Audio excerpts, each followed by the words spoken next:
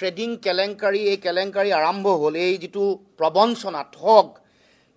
এই গোটেই কথাটোৰ লগত এই গোটেই ঠগ প্ৰবঞ্চনাৰ লগত কেইবাগৰাকীও ব্যক্তিৰ নাম ইয়াত তেওঁলোকৰ কথা আহিল ৰাজহুৱা হ'ল এই গোটেই কথা বতৰাবোৰৰ লগত আসলতে ৰাজনৈতিক হস্তক্ষেপ বা ৰাজনৈতিক ৰক্ষণাবেক্ষণৰ কথা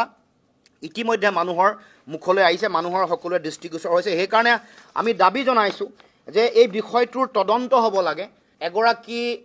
উচ্চতম ন্যায়ালয়ৰ ন্যায়াধীশৰ তত্ত্বাৱধান নিৰীক্ষণত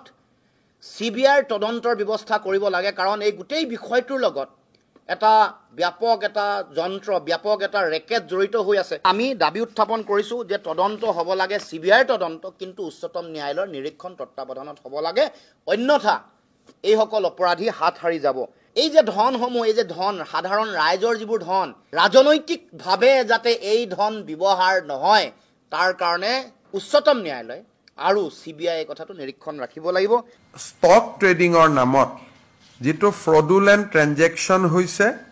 আৰু বিভিন্ন মানুহৰ টকা পইচা অনৈতিকভাৱে